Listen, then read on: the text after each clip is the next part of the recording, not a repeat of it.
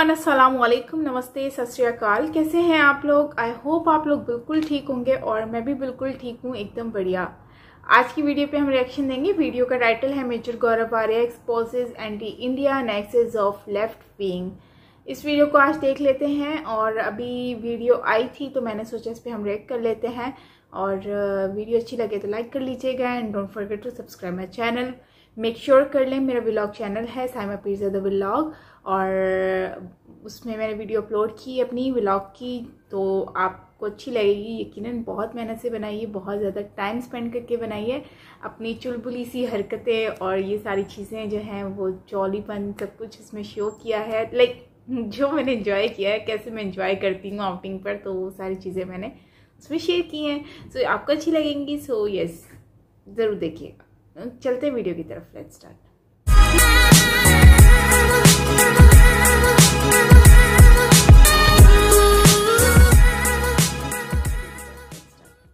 ये बिकने के लिए खड़ा है, हम ही लोग नहीं खरीदते वैभव, तो हमारी गलती है। आई डोंट ब्लेम राणा आयोग, आई डोंट ब्लेम प्रशांत भूषण।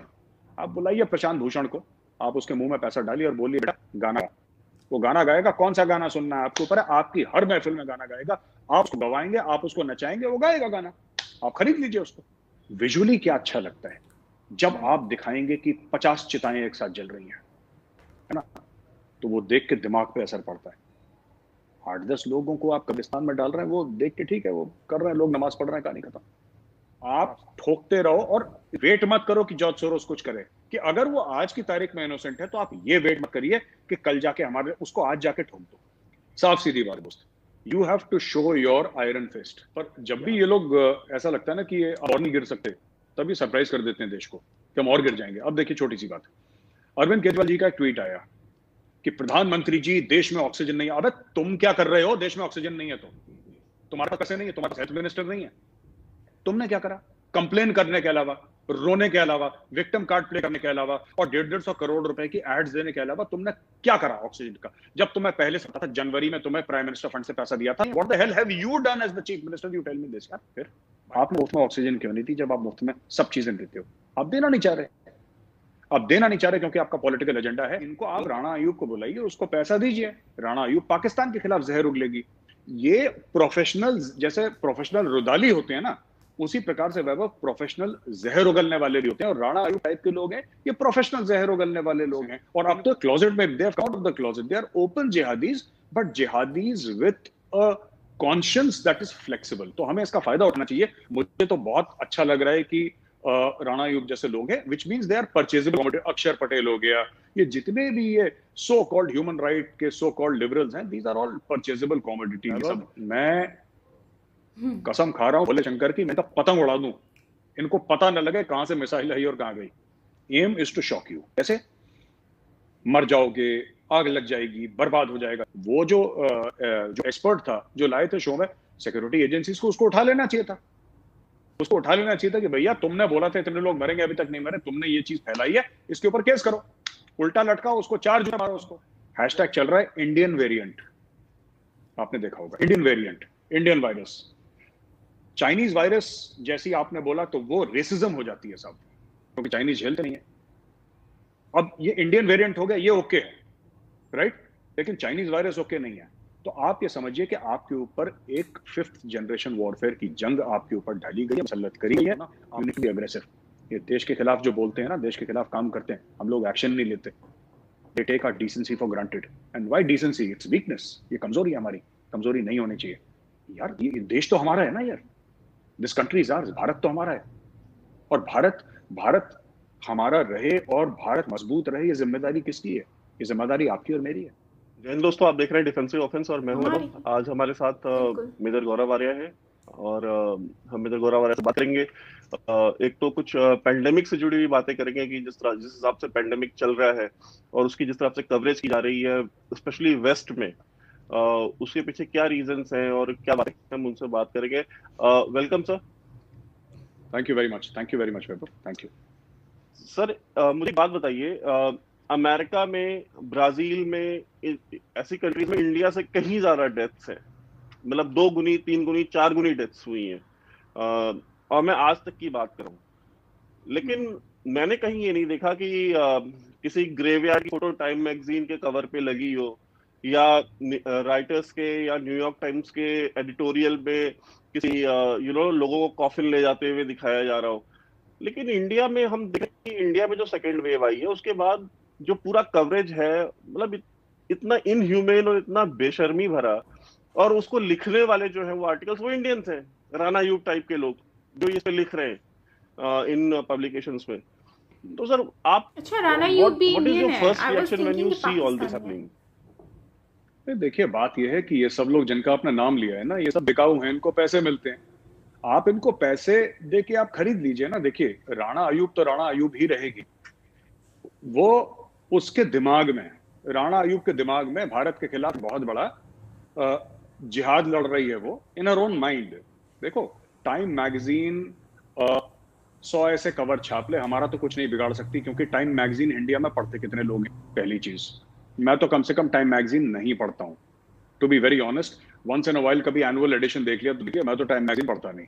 और मेरे जैसे 100 करोड़ और हिंदुस्तानी है, तो ये अमेरिका में जो करना है करें। लेकिन मैं आपको बता रहा हूं, ये सब लोग सिर्फ ये कहना कि पैसे के लिए जाते हैं या इनका कोई एजेंडा है, ये काफी नहीं है। We must name and shame such people. और मैं ये कहना चाहता हूँ वैभव कि it is now time to take names ना, समय आ गया है, नाम लें। आपने राणा अयूब का नाम लिया वैभव, मैं अभी करता हूँ। ये लोग, देखिए, ये लोग मर्सनरीज हैं, जिसको भाड़े के फौजी होते हैं ना, जिनका किसी फ्लैग या किसी देश के खिलाफ इनकी या देश के लिए, माफ कीजिएगा, कोई लॉयल्टी नहीं रहती। तो इनको आप राणा अयूब को बुलाइए, उसको पैसा दीजिए, राणा अयूब पाकिस्तान के खिलाफ जहर उगलेगी। ये प्रोफेशनल, जैसे प्रोफेशनल रुदाली होते हैं ना, उसी प्रकार से वैभव प्रोफेशनल जहर उगलने वाले भी होते हैं। और राणा अयूब टाइप के लोग हैं, ये प्रोफेशनल जहर उगलने वाले लोग हैं। इनको जिसने पैसा दिया तो इन्होंने टाइम मैगजीन में छाप दिया।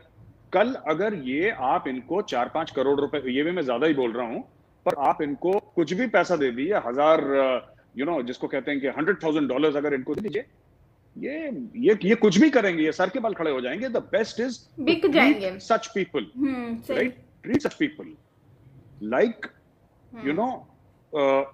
लाइक जो people who have sold their soul ना, जिन्होंने अपनी आत्मा बेच दी है। These are moral mercenaries. इनके मुंह पे पैसा फेंकिए, इनको ये रोने वोने की कोई जरूरत नहीं। राणा अयूब ने क्या कर दिया, मुंह पे मारो राणा अयूब के पैसा, जो कहो करेगी। ऐसे वो है जो अक्षर पटेल है, जो क्या नाम है उसका, अक्षर पटेल, जो कि एमनेस्टी का था, जो, right? I wrote an article against him long back because he had written something against the Indian army. तो हमने बात करी है उसके बारे में, उसके खिलाफ भी। ये अक्षर पटेल जैसे लोग, आप इनके मुंह पे पैसा मारिए, नाचेंगे ये लोग, नाचते हैं।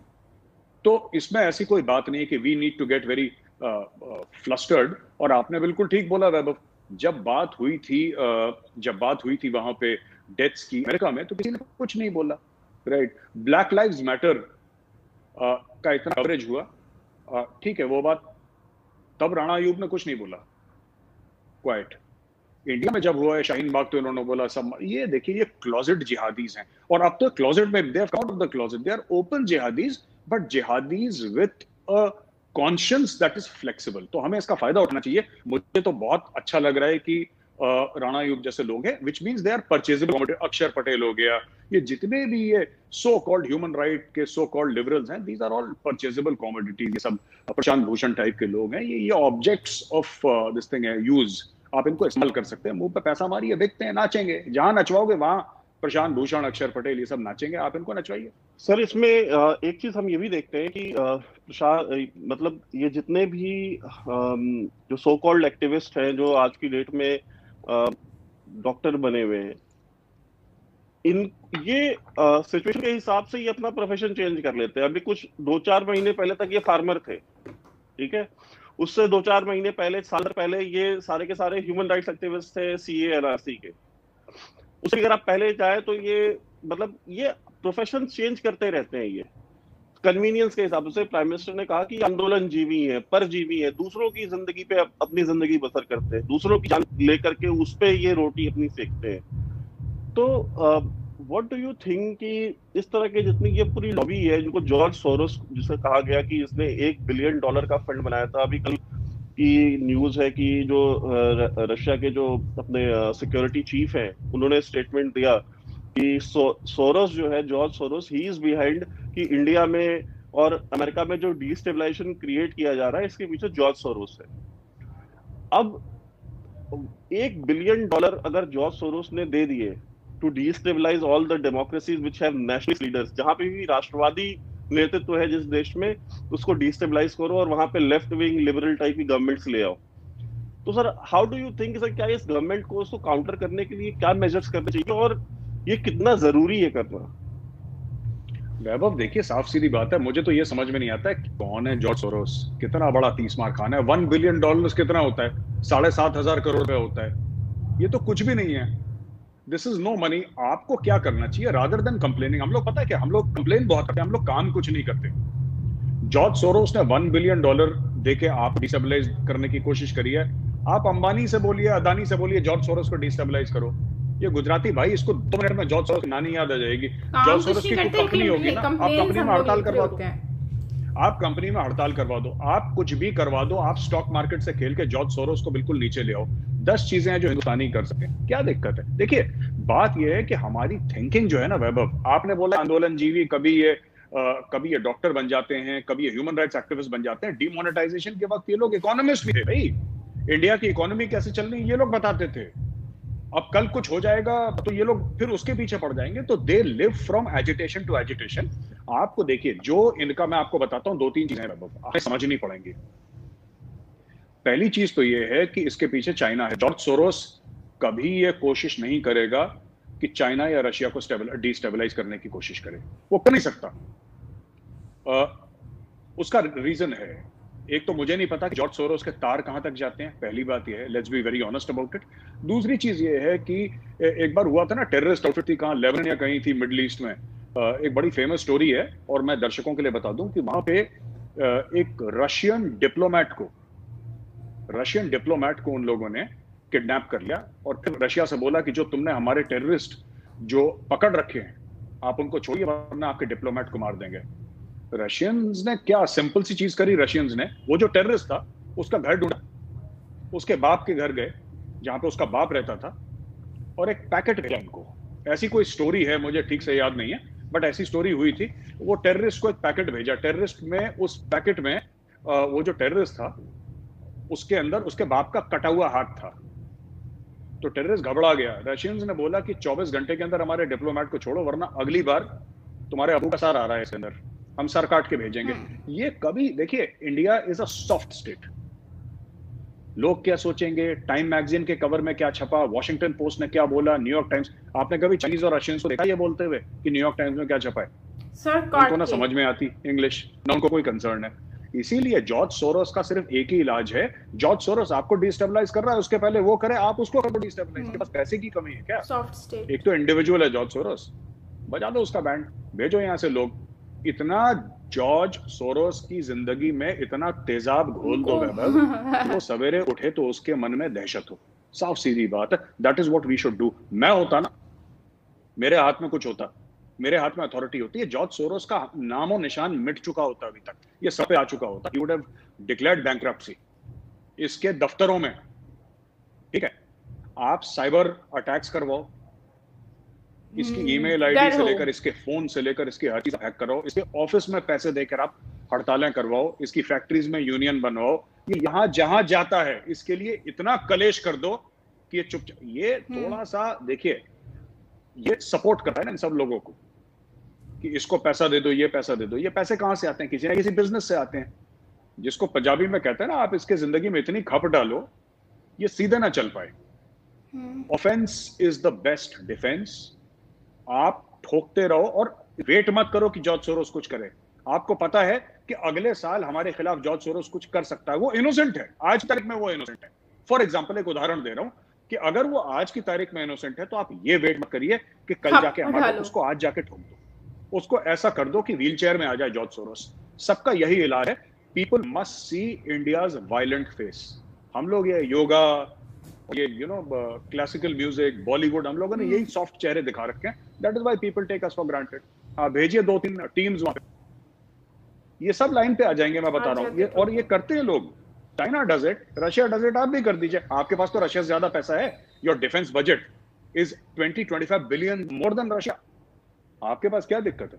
आप कर दो जॉर्ज सोरोस को। और नॉट डिप्लोमेटिकली, नॉट बातचीत करके, न्यूयॉर्क टाइम्स में एडिटोरियल करके नहीं, I am talking about executive action.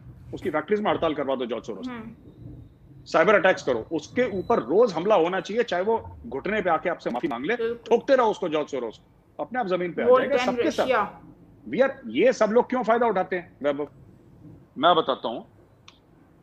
एक आपको अभी मैं एक चीज बताऊं, ये देखिए मेरे पास एक रिपोर्ट आई है, ये देखिए, ये हिंदू न्यूज़पेपर जो है, हिंदू न्यूज़पेपर में पीरजादा आशिक है, इनका हो सकता है कि श्रीनगर का इनका रिपोर्टर हो, पीरजादा आशिक उसका नाम है। उसने, मैं आपको भेजूंगा और मैं चाहता हूं कि आप इसको दिखाएं वैभव, आप इसको दिखाएं। उसने कोविड के बारे में रिपोर्ट लिखी है, that he said syringes filled with COVID shield vaccine for COVID-19 lie on ice box at a primary health center in Srinagar, Indian controlled Kashmir. He is using the term Indian controlled Kashmir. बंदे का नाम है पीरजादा आशिक। अब ये क्या करेगा, human rights और freedom of speech, अभी वो करेक्ट कर दिया, मैं आपको दोनों भेजूंगा, करेक्टेड भी और पुराना वाला भी।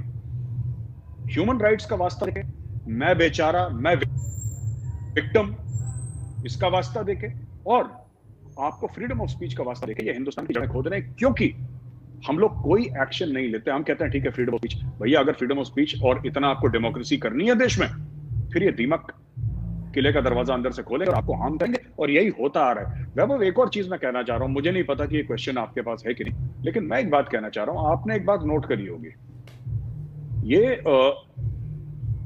जब इन्होंने ये बात बोली थी कि डिमोनेटाइजेशन हुआ है, नोटबंदी जब हुई है, तो लोगों ने बोला कि 100 लोग, 500 लोग, 1000 लोग, पता नहीं कितने लोग इन्होंने मार दिए, राइट। अचानक कुछ समय के बाद इन्होंने डिमोनेटाइजेशन के बारे में बात करना बंद कर दिया, ठीक है। फिर इनको एक नया भूत सवार हुआ, सीए एनआरसी का। इन्होंने बोला साहब 5-10 करोड़ मुसलमानों को देश से निकाल देंगे, ये हो जाएगा, वो हो जाएगा। खूब इन्होंने हल्ला करा, खूब बॉलीवुड के थके हारे 2nd-3rd ग्रेड के एक्टर्स यहाँ पे आए, खूब स्पीचेस दी, अपने कुछ मीडिया वाले भी आए यहाँ पे, खूब स्पीचेस दी, ठीक है। अचानक आप देखिए, जैसे सुबह आते हुए ओस चली जाती है, ये लोग गायब हो गए। उसके बाद इन्होंने किसानों को पकड़ लिया, साहब इतने किसान मर गए, याद है लोग कह रहे थे कि किसान मर रहे हैं, इतने शहीद हो गए, पता नहीं अजीब अजीब किसानों की बात। मैं आया अपने फादर को वैक्सीनेट करवा के, वैभव 1-2 दिन पहले की बात है, क्योंकि मुझे पता था कि 1 तारीख के बाद फिर भीड़ होने वाली है, वो अबव 18 सबको वैक्सीनेट कर रहे हैं। तो मैं फादर को ले गया गाजियाबाद में, एक हॉस्पिटल है गाजियाबाद में, मैं ले गया, तो वहां पे मैं ले गया। तो जब मैं वापस आ रहा था तो यूपी गेट गाजीपुर बॉर्डर के पास, वहां पे किसानों अभी भी बैठे हुए किसान ना, वहां पे बैठे हुए वो जिन्होंने भड़काया किसानों को, वो लीडर वो कहाँ है, वो तो अपने घर पे बैठे हुए हैं, वो तो चुनाव प्रचार कर रहे हैं। यहाँ पे किसानों को बोला कि भाई तुम धूप से मरो, हमें कोई दिक्कत नहीं है, उनके लिए लंगर लगवा दिया, वो लोग वहीं पे बैठे हैं धूप में, इस धूप में बैठे हैं वो लोग, बुढ़े किसान बैठे हैं, उनको बोला तुम बैठ जाओ। वहां पे मीडिया नहीं है, अभी भी वहां पे मीडिया नहीं है। तो ये सब लोग जो है ना, अब ये लोग पड़ गए कोविड के पीछे, अब ये कोविड को भी छोड़ देंगे, ये कोई और मुद्दा, जिस मुद्दे से इनको जितना जूस निकालना, अभी ये कुछ देर और जूस निकालेंगे, ये कुछ दिन और जूस निकालेंगे। जूस निकालने के बाद फिर एक कोविड को, जैसे मौसमी जूस निकलता है, गन्ने से जूस निकलता है, उसके बाद फेंक देते हैं, गन्ना कोई घर तो लेकर जाता नहीं है, तो ये लोग फेंक देंगे। फिर ये कोई और चीज, जिसको प्रधानमंत्री मोदी जी ने बोला था ना आंदोलन जीवी, यही इनका मामला है total, from agitation to agitation, Covid से भी जूस निकाल, this is what they do. Sir अगर आपको याद होगा तो लास्ट ईयर एक बरखा दत्त ने एक एपिडेमियोलॉजिस्ट पकड़ा था जब कोविड शुरू होने वाला था, जब हुआ था इंडिया में, तो वो जो एपिडेमियोलॉजिस्ट था, उस समय लगता था कि इंडिया में बस एक वही एपिडेमियोलॉजिस्ट है और तो कोई है नहीं, क्योंकि और वो बता रहा था कि इस साल, इस महीने में जहां हम बैठे हुए हैं, कि अगले साल मई तक इंडिया में समवेयर अराउंड 20-25 करोड़ लोग मर चुके होंगे। एंड ये उसने प्रेडिक्शन की थी, और बड़ी साइंटिफिक टर्म्स दे करके और आर्गुमेंट्स दे करके और सब कुछ समझाया उसने कि ये वायरस ऐसा होगा और फिर इतना इन्फेक्शन होगा तो इतने लोग इन्फेक्ट होंगे। उसके हिसाब से तो अब तक इंडिया में करीब 70-80 करोड़ लोगों को इन्फेक्ट हो जाना चाहिए था, और उनमें से कम 20-25 करोड़ को मर जाना चाहिए था। और जितनी भी ये लेफ्ट विंग मीडिया है, बरखा दत्त टाइप, ये सारे के सारे वही सेम एपिडेमियोलॉजिस्ट का इंटरव्यू कर रहे थे और किसी का नहीं कर रहे थे। तो उस समय भी हम लोगों ने ये बात की थी कि भाई दूसरों को भी देखो, कोई इकलौता एपिडेमियोलॉजिस्ट थोड़ी है, लेकिन ये नहीं माने, इन्होंने किया। रिजल्ट आज हम देखें तो उसके जस्ट अपोजिट है। अब वो एपिडेमियोलॉजिस्ट कहाँ है किसी को नहीं पता, क्या बरखादत की या जिन लोगों ने उसका इंटरव्यू किया और ये पूरा झूठ जो पैनिक क्रिएट किया इंडियन मासेस, क्योंकि उस समय तो किसी को भी वायरस के बारे में सभी कुछ उन्हीं नहीं का सेम मालूम था। कर रहे थे। तो उस समय जो ये फियर क्रिएट किया 20-25 करोड़ बंदा मर जाएगा इस देश में 1 साल के अंदर, तो क्या उनके खिलाफ कोई एक्शन हुआ? क्या सरकार को ये काम नहीं करना चाहिए था कि उसको पकड़ते और इस तरह के जर्नलिस्ट को पकड़ते और बोलते कि भाई फियर मॉन्गरिंग, हम आप जरा सी बात करें तो हमारे खिलाफ तो FIR हो जाती है। ये लोग मतलब खून भी करके चले जाए, इस तरह की फियर मॉन्गरिंग करके चले जाए, क्योस क्रिएट करके चले जाए, फिर भी इनकी कोई अकाउंटेबिलिटी नहीं है। तो what do you have to say about this? देखिए मैं आपको बताऊं, अगर आपको ऐसा बड़ा बनना है, आप कहते हैं ना हमारे खिलाफ FIR हो जाते हैं, इनके खिलाफ कुछ नहीं होता, क्योंकि हम लोगों ने सच का साथ दिया है और सच के साथ ही प्रॉब्लम होती है। और मैं उसको प्रॉब्लम वर्ड यूज कर रहा हूं। देखिए 99% हमारी रिकवरी रेट है, यानी कि 100 बंदों को अगर कोविड होता है 99 रिकवर हो जाते हैं, डेथ सिर्फ 1 की होती है। ठीक है, पहली चीज। वैभव, आपका मेरा घर है, हमारे पास घर में अगर 3 लोग रहते हैं, फॉर एग्जाम्पल, अगर हम लोग 3 लोग रहते हैं, सच के खिलाफ ही लोग और अचानक 15 लोग आ जाते हैं खाने के लिए, तो मेरे घर का तो खाना कम पड़ेगा, ये फैक्ट है। तो कहने की बात यह है कि यही इस कोविड के साथ भी हुआ है। हमारा जो हेल्थ इंफ्रास्ट्रक्चर है, जिसने इतनी under so much of strain है, क्रीकिंग जिसको कहते हैं, creaking right now, it is because किसी ने एंटिसिपेट नहीं करा था कि इतना बड़ी चीज हो जाएगी। किसको पता था आज से 2-3 महीने पहले कि ऑक्सीजन का बड़ा हो जाएगा? कोई अंतर्यामी थोड़ा ना बैठा, कर रहे हैं लोग यार, कर रहे हैं। मेरे खुद के पेरेंट्स, आपके पेरेंट्स को कोविड हुआ वैभव, मेरे पेरेंट्स को कोविड हुआ है, they have recovered and 99% of the people are recovering. My father is 83-84 years of age. He is a diabetic. He is a heart patient. He has recovered from COVID. तो ऐसी बात नहीं है, लोग recover कर भी रहे हैं कोविड से और 99% लोग रिकवर कर रहे हैं। WHO कह रहा है कि 99% इंडिया में रिकवर कर रहे हैं। लेकिन आपको क्या है, जो आप कहते हैं ना कि ये इस तरीके का ये बंदा लेकर आए जो एक्सपर्ट अपने आप को, चाहे बरका कोई और भी लेकर आया है इनको। देखो, aim is to shock, aim is to shock you. कैसे? मर जाओगे, आग लग जाएगी, बर्बाद हो जाएगा। जैसे कि क्या बोला था याद है, महबूबा मुफ्ती ने क्या बोला था, 370 हटाओगे तो खून की नदियां बहेंगी। हिंदुस्तान के तिरंगे को कोई कंधा देने वाला नहीं होगा, कोई झंडा उठाने वाला नहीं होगा, बारूद के ढेर पे बैठेगा हिंदुस्तान, एक चिंगारी लगेगी, हिंदुस्तान में खून की नदियां। आपको याद होगा ये सब इन्होंने बोला था। अच्छा, ये दोनों ने मिलकर हटा दिया 370, प्राइम मिनिस्टर मोदी और होम मिनिस्टर अमित शाह ने हटा दिया ना 370। क्या हुआ? कुछ हुआ? कुछ भी नहीं हुआ। डिमोनेटाइजेशन से बोला सब, डिमोनेटाइजेशन हो गया, देश की अर्थव्यवस्था बैठ जाएगी। क्या हुआ? कुछ भी नहीं हुआ। CAA NRC में सारे मुसलमानों को यहां से निकालने की साजिश है। कौन? एक मुसलमान भाई हमारा निकला, एक मुसलमान बहन हमारी निकली देश से? नहीं निकली।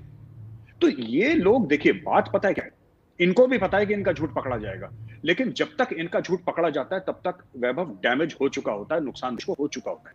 इनका यही एम है कि आपको इतनी एक क्रूअल बात बोलेंगे आपके मुंह पे, ये आपको इतनी अजीबोगरीब बात बोले कि जैसे किसी ने थप्पड़ मार बात का बतंगड़ बना, आप उसकी तरफ देखना शुरू हो जाएंगे, किसने मारा, क्या हुआ, ये आप भटके रह जाएंगे। इनका एम ये, इनका एम कभी सच बोलना था ही नहीं।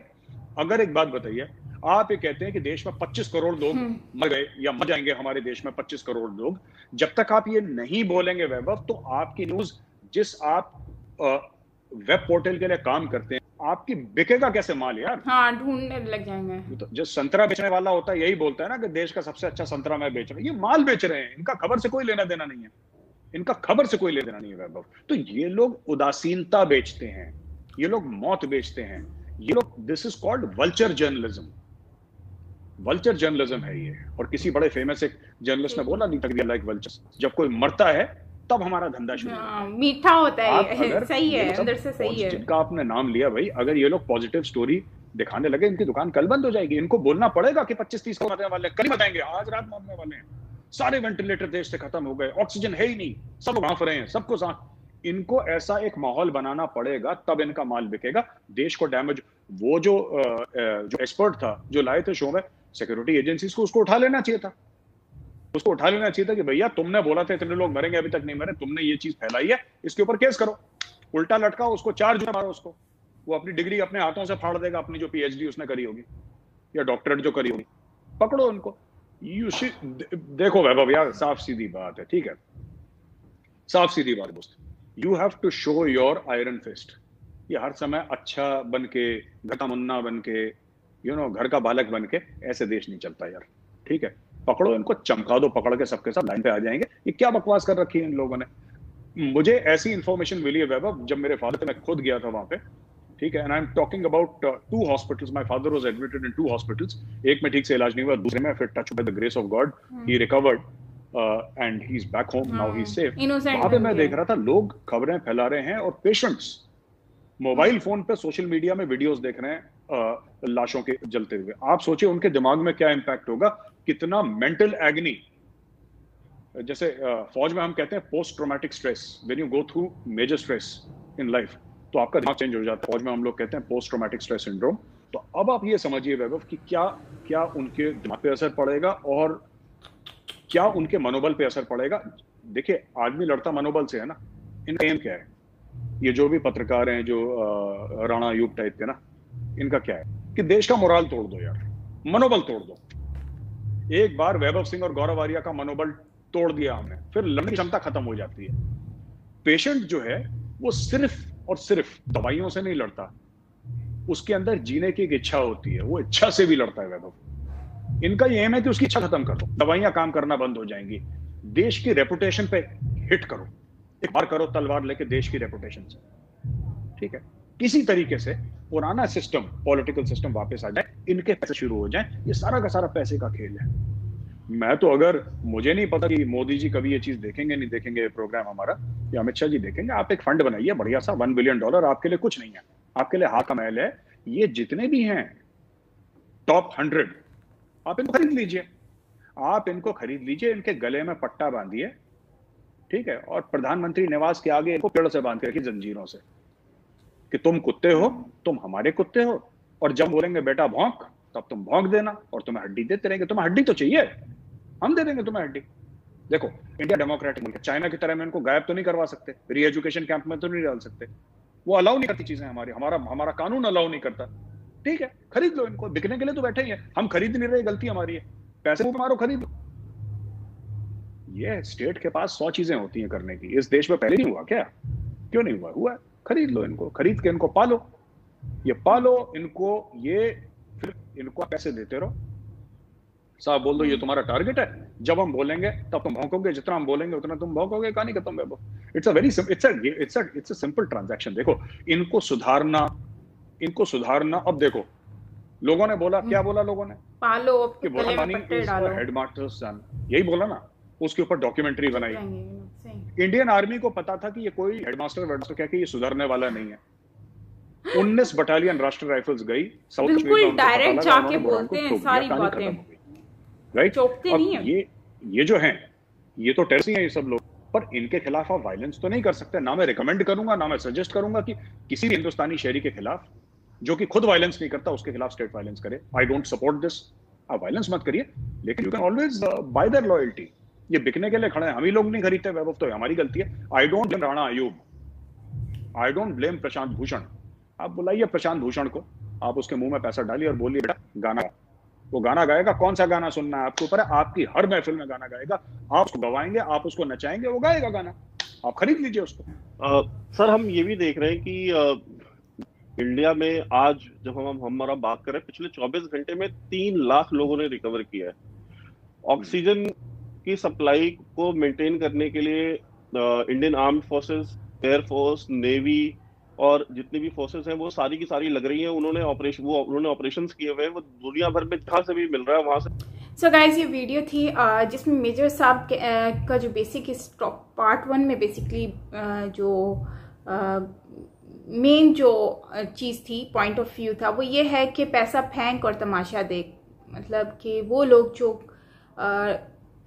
मतलब कि एक टॉपिक के पीछे पड़ जाते हैं, जैसे कि मीडिया हो गई या फिर एक्टर हो गए, या वो लोग जो जैसे किसान आंदोलन पर हुआ था या फिर दूसरी चीज़ों पर वो उठकर आ जाते हैं, फिर वो बातें कर रहे होते हैं और काफ़ी इश्यूज को मतलब बात को बढ़ा चढ़ा कर बोलते हैं। तो ये वो लोग होते हैं जिनके ऊपर ये कहावत फिट उतरती है, पैसा फेंक और तमाशा देख।